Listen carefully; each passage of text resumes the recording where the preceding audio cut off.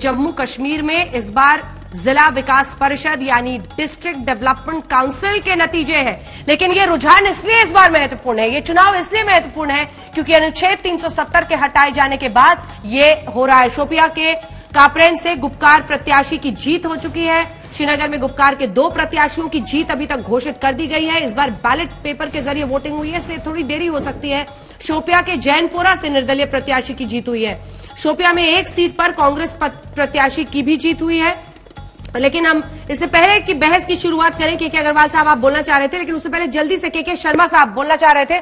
जल्दी से सुनील जी भट्ट से एक अपडेट ले लेते हैं वहां से। सुनील, जो बड़ी इंपॉर्टेंट पॉइंट्स आपको दिखाई दे रही हैं अभी तक के रुझानों के मुताबिक, वो जल्दी से हमारे दर्शकों को बता दें। बिल्कुल अंजना, मैं आपको बता दूं कि ये जो जिला विकास परिषद के चुनाव के जो वोटों की गिनती है वो इस समय जारी है। और जैसा कि पहले से ऐसा लग रहा था कि कश्मीर घाटी में जो है गुपकार गठबंधन को एज होगा, और वैसा ही हो रहा है। गुपकार गठबंधन के जो उम्मीदवार है लीड कर रहे हैं। और जम्मू संभाग की जहां तक बात है, यहाँ पर भारतीय जनता पार्टी का पलड़ा भारी है, क्योंकि जम्मू जो है भारतीय जनता पार्टी का गढ़ है। लेकिन साथ साथ में जो निर्दलीय उम्मीदवार है, जो स्वतंत्र उम्मीदवार है, वो भी कई जो है सीटों पर आगे चल रहे हैं। दरअसल सीटों के आवंटन में भी काफी जो है पार्टियों के बीच घमासान हुआ, तो बागी उम्मीदवार भी चुनाव जो है प्रत्याशी के तौर पर लड़ रहे हैं।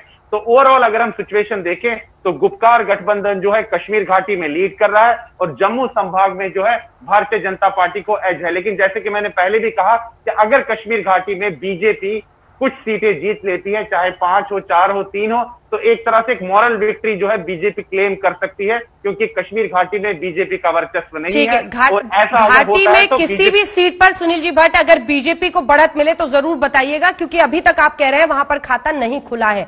शर्मा जी, आप बोलना चाह रहे थे, मुझे पता है आशुतोष जी की बात का भी आप जवाब देना चाहेंगे, बताइए। लेकिन कुल मिलाकर अगर हम देखें तो ये वही तस्वीर है जो प्री अनुच्छेद 370 हटाए जाने के पहले है। जम्मू में आपकी परफॉर्मेंस अच्छी रही है, रैना साहब के नेतृत्व में वहां पर उस इलाके में आपने हमेशा अच्छा किया है, लेकिन घाटी में आपके इनरोड्स बन पाएंगे या नहीं, इस पर नजर महत्वपूर्ण है।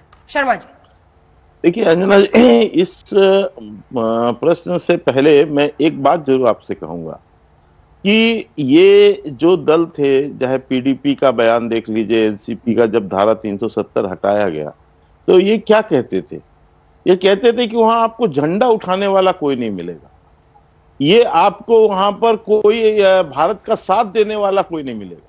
लेकिन ये जो चुनाव हुए और जिस ढंग से इसमें वोटिंग हुई, उससे मैं कहता हूं कि ये सारे जो बातें, ये जो धारा 370 और 35A को लेके जो एक माहौल बनाने की कोशिश एनसी और पीडीपी कर रही थी, और ये कह रही थी कि पूरी जम्मू कश्मीर आपके मैंने देश के विरोध में खड़ा हो जाएगा, ये आज वो भ्रांति को और उस तरह के जो इन्होंने एक तरह की भ्रांति देश में फैलाई थी, आज ये उसके प्रति करारा जवाब है।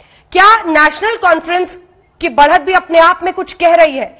क्योंकि जिस तरह से मतलब एकदम एक्सट्रीमिज्म को कई बार महबूबा मुफ्ती सपोर्ट करती हैं, वैसे खुलकर उमर अब्दुल्ला नहीं करते हैं। क्या ये भी एक रीडिंग इसकी हो सकती है अगर नेशनल कॉन्फ्रेंस आगे है पीडीपी से, या फिर बीजेपी से एक वक्त पर हाथ मिलाने की सजा है ये?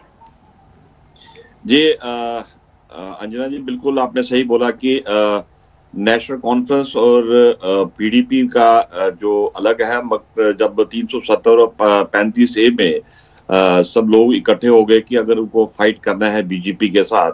अगर आपने देखा होगा कि लास्ट असेंबली इलेक्शन में भी जम्मू से एक दूसरे पर बीजेपी और पीडीपी एक दूसरे पर हमला कर रही थी कि अगर बीजेपी सरकार आ जाएगी तो नागपुर का दफ्तर वैली में खुल जाएगा। तो अभी भी इन्होंने इस वक्त जो है पीडीपी, जो एनसी और बाकी जितने भी अलायंस पार्टीज हैं, सीपीएम है, बाकी लोग हैं, अवामी नेशनल कॉन्फ्रेंस है, गुलाम मोहम्मद जीएम शाह की फैमिली की, ये सब लोग इकट्ठे हो गए। तो ये वोट जो है उसकी इज्जत के लिए उन्होंने जो फाइट किया है कि 370 और 35A को लेकर जो है हमें फाइट करना है।